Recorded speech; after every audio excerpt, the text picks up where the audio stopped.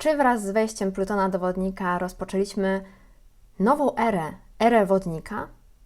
Spoiler, nie. Ja jestem Astro Luiza i na dziś przygotowałam krótką pogadankę o erach.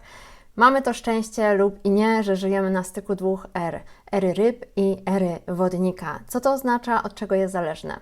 Zapraszam Was na dzisiejszy film.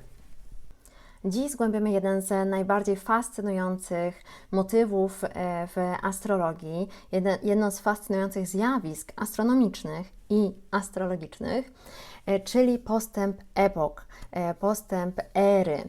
Od czego zależy? Zanim przejdziemy do ery ryb i ery wodnika, od czego to zależy? Od epileptyki Ziemi.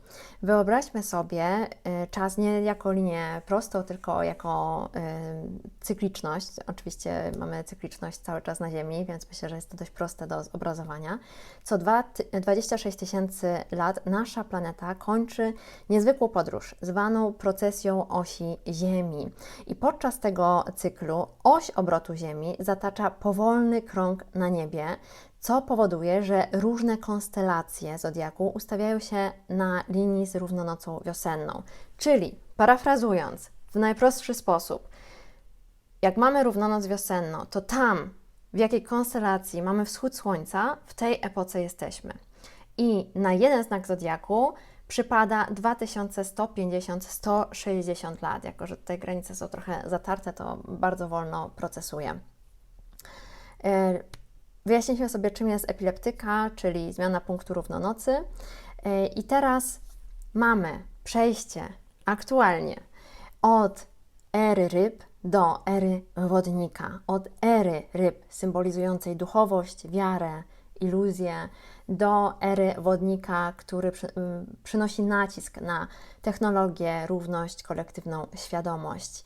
Bardzo powoli przesuwa się ten punkt równonocy wiosennej na tle gwiazdozbiorów i cały ten cykl, który trwa prawie 26 tysięcy lat, jest nazywany rokiem platońskim, a każda era astrologiczna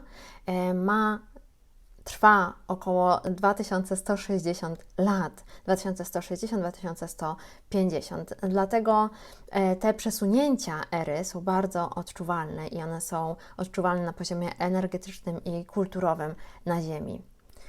Zacznijmy od ery ryb, czyli tej ery, w której jeszcze jesteśmy, chociaż jesteśmy już u progu ery wodnika, już jedną nogą wchodzimy do tej ery wodnika. Czym charakteryzuje się era ryb? Era ryb od roku 0, przypominam, jest to bardzo ważne. Dlaczego w chrześcijaństwie ryba jest symbolem? Proszę sobie zadać to pytanie. Dwie ryby płynące w przeciwnych kierunkach, symbolicznie one są ze sobą połączone. Teraz w wielu ilustracjach znaku ryb, archetypu ryb już nie ma tego połączenia, ale to połączenie też jest tutaj istotne.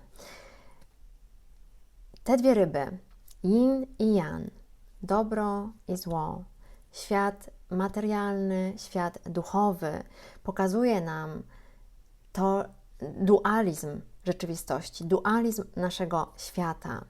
Mamy energię yin, spokojną, opiekuńczą, odpowiadającą za przypływy i odpływy. Mamy energię yang, dynamiczną, silną, nieokiełznaną. Razem yin i yang tworzą równowagę natury w duchowym i fizycznym świecie. Razem, to jest bardzo ważne.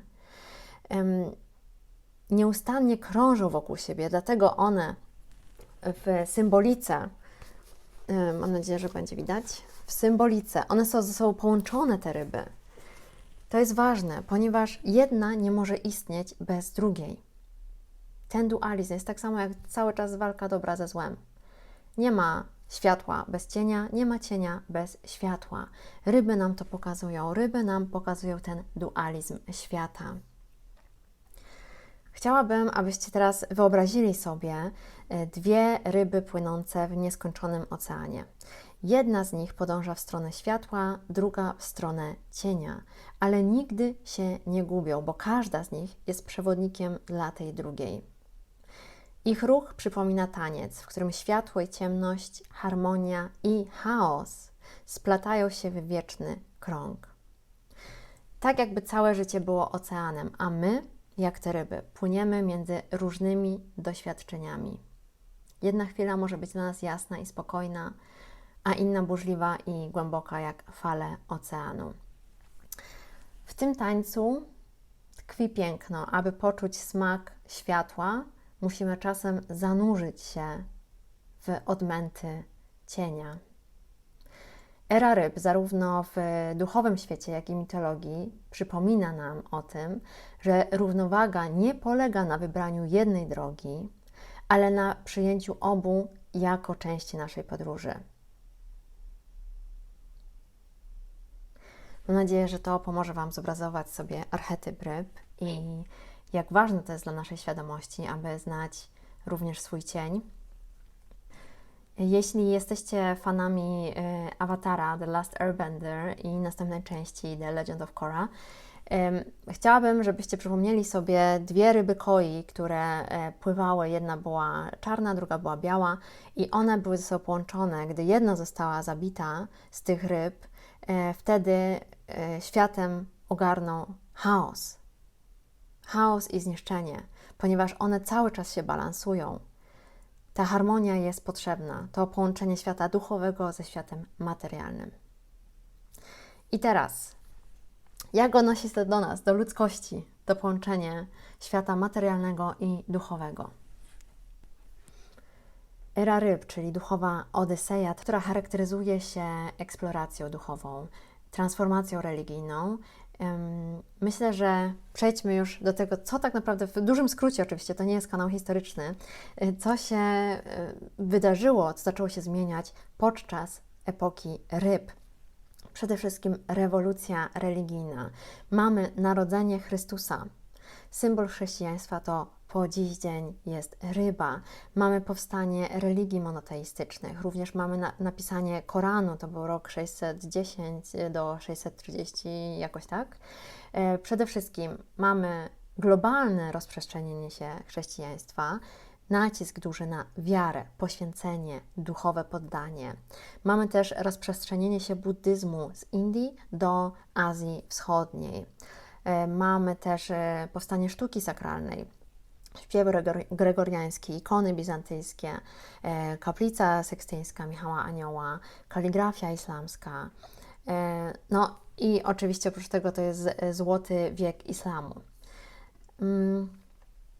Budowa klasztorów, uniwersytety zakładane przez Kościół. Następnie mamy renesans, rozwój muzyki klasycznej, później mamy już przejście do baroku, to trochę ciemniej, później mamy już przejście do romantyzmu. Nie będę przechodzić przez wszystkie tutaj epoki, ale mam nadzieję, że widzicie, jak duży wpływ religia i ta rewolucja religijna miała ogólnie na nas jako na ludzkość. Struktury społeczne zaczęły się zmieniać. Mamy powstanie systemów hierarchicznych, systemu feudalnego, mamy scentralizowaną władzę, hierarchia kościoła z papieżem na szczycie, cesarstwa, monarchię, boskie prawo królów, mamy pomazańców bożych, kolektywną wiarę w autorytet zewnętrzny. Oprócz tego mamy również tematy filozoficzne, które zaczęły się nieco zmieniać, szczególnie patrząc na czas przed narodzeniem Chrystusa. Temat związany z męczeństwem, poświęceniem, z doświadczeniami mistycznymi, legendy, jak na przykład poszukiwanie świętego Grala.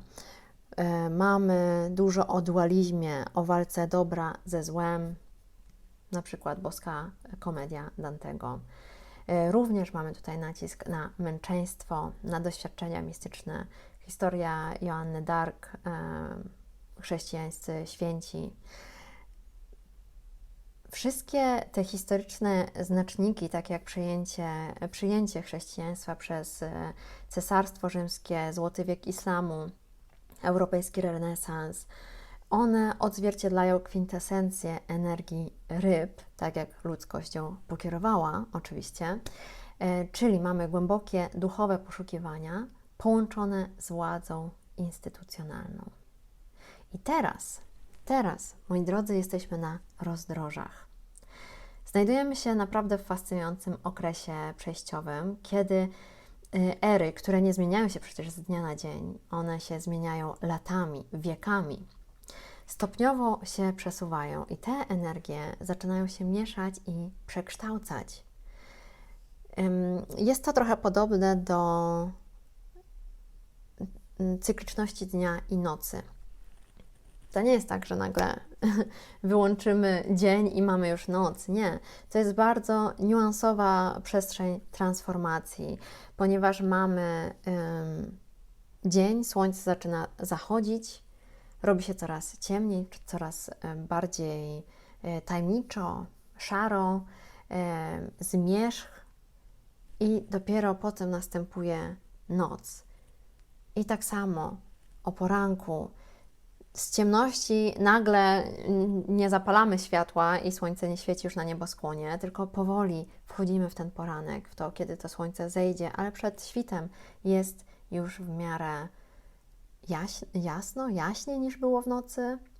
Mamy już powoli wejście słońca. I tak samo to wygląda w epokach astrologicznych, w erach astrologicznych, ponieważ mamy tutaj teraz, w momencie, w którym się znajdujemy, nałożenie się energii ryb i wodnika, czyli złożony i bardzo dynamiczny krajobraz, kontekst i duchowy, i społeczny. Era wodnika, nowy paradygmat. Co symbolizuje wodnik? Też nie chcę wchodzić do końca w archetyp znaku zodiaku, ale zwróćmy uwagę na to, czy wodnik tak naprawdę wylewa wodę. Skąd w ogóle by się to wzięło? Wodnik jest takim znakiem, który szczególnie dla osób, które dopiero się zaczynają interesować astrologią, może być dość podchwytliwy, no bo wodnik coś tam wylewa, to pewnie jest żywioł wody, a tu się okazuje, że jest żywiołem powietrza. O co chodzi? Skąd to? Dlaczego? Odnieśmy się do mitologii. Z mitologii wodnik jest oparty na micie Ganimedesa. To był jeden z książąt, był jednym z najpiękniejszych ponoć w tamtych czasach młodzieńców. No i Zeus, który wiadomo lubił ludzi, zakochał się w nim tak bardzo, że zabrał go na Olimp. Nie będę już całej tej historii przytaczać, możecie sobie przeczytać, o co chodziło, powrócić do tego mitu. No ale zabrał tego Ganimedesa na Olimp i on tam był odpowiedzialny za to, aby rozlewać bogom nektar i ambrozję. Czyli tak naprawdę był to podczaszy, w polskim to się tak nazywa. Była to bardzo ważna funkcja, ponieważ historycznie podczaszy to musiała być osoba, szczególnie jak trucizny były dość popularne, które się ufało, do której miało się pełne zaufanie. No i co symbolizuje ten dzban, który ma Ganimedes, który ma później już wodnik? Czy jednak zawiera tam i zatrzymuje tam wodę? Nie, on cały czas coś wylewa, ale swobodnie rozprowadza nie wodę, a wiedzę, mądrość, informacje, nowe pomysły, innowacje.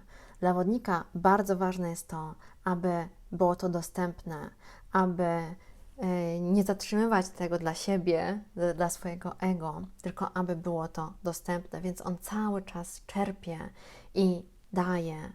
Co to wylewanie z dzbana wodnika symbolizuje? Przede wszystkim swobodne dzielenie się wiedzą, dystrybucję mądrości, rozprzestrzenianie nowych idei, przełamywanie barier i dostęp do informacji, demokratyczny dostęp do informacji. Jakie jest tutaj połączenie z erą wodnika?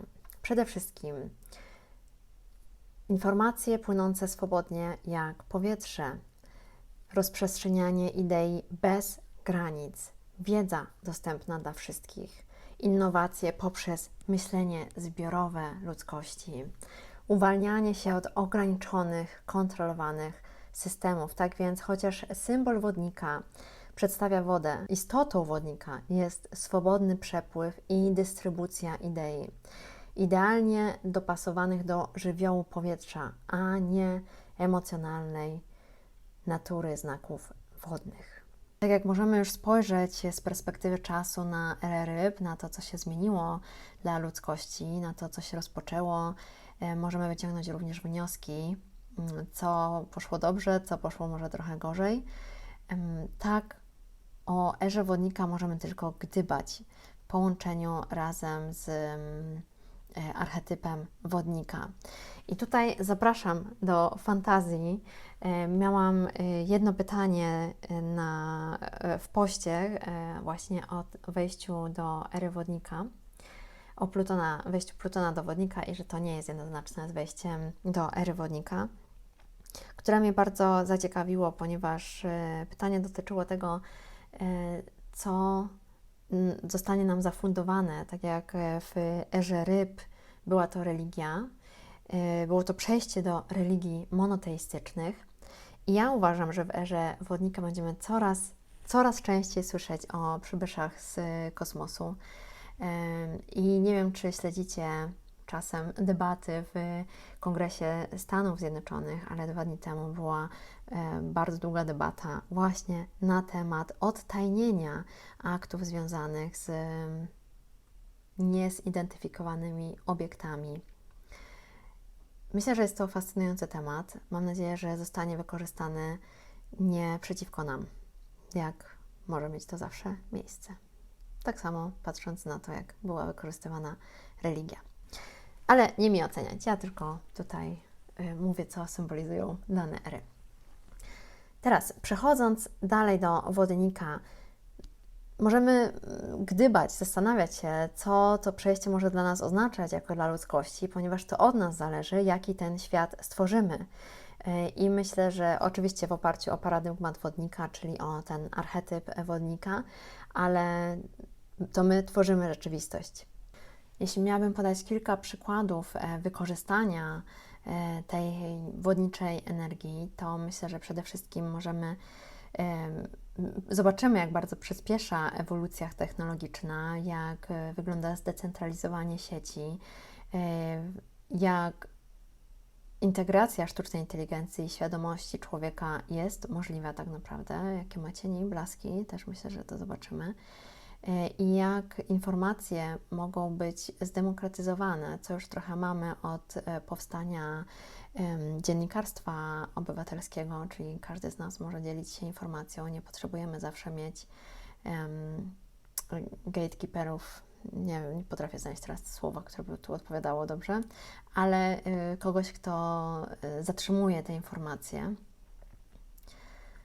Oprócz tego czeka nas czas na transformację społeczną, na struktury, które są nie pionowe z kimś u władzy na górze, tylko poziome, które wychodzą oddolnie, które są skupione na społeczności.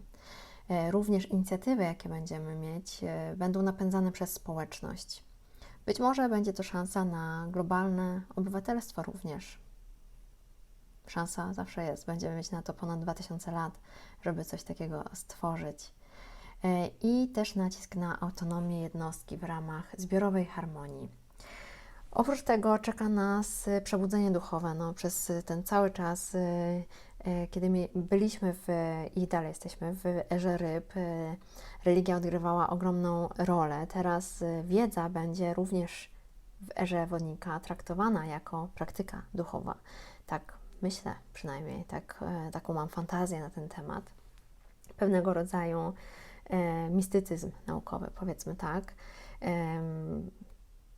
czy większe skupienie na tym, co jest dla nas abstrakcyjne, co jest dla nas zupełnie konceptualne.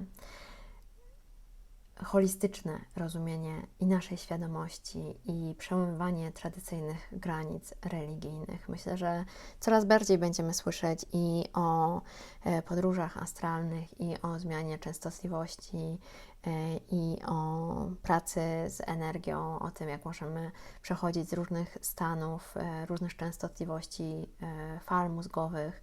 Myślę, że to będą tematy, które będą coraz bardziej poruszane i zdecydowanie to, że astrologia jest coraz bardziej popularna lub też inne metody pracy samemu ze sobą, ze swoją świadomością, próby zrozumienia siebie, to też już jest ta wodnicza energia rybia połączona z wodniczą.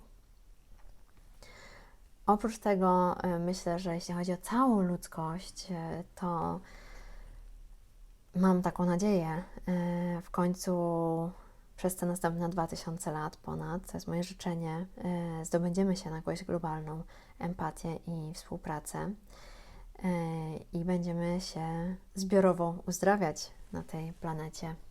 Oczywiście jest to piękne życzenie, w praktyce może być zupełnie inaczej. Ale pamiętajmy, że to nie jest kwestia biernej obserwacji tego, co się wokół nas dzieje, a każdy z nas jest zarówno uczestnikiem, jak i twórcą tej kosmicznej zmiany. My tą kosmiczną zmianę tworzymy.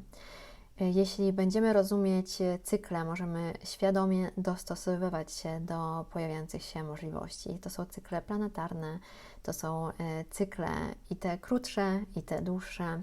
I tak jak na studiach jeden z profesorów, on akurat nie uczył nas historii, mówił, że ten, kto nie zna, zawsze powtarzał, że jak nie znamy historii, to będzie nami bardzo łatwo manipulować. Też myślę, że świadomość tego, co się dzieje wokół nas, i tego, jaka jest przewodnia energia, jest bardzo istotna, abyśmy mogli ją dobrze wykorzystać na naszą korzyść, a nie na korzyść kogoś innego. Myślę, że takim kluczowym też elementem, mam nadzieję, mam takie życzenie na tą erę wodnika, być może już pod koniec, czyli za 2000 lat, będzie zrozumienie tego, że wszyscy jesteśmy tak naprawdę jednością. Tego nam wszystkim życzę. Dajcie znać, jakie macie przewidywania co do ery wodnika, czy już odczuwacie tą energię. Jestem bardzo ciekawa. Oczywiście te przykłady, które tutaj podałam, one są względem archetypu wodnika, ale to są głównie moje fantazje. To są moje fantazje tego, jak ja odczuwam tą energię, jak widzę ludzkość, która może się rozwijać w danym kierunku. Powodzenia dla nas wszystkich.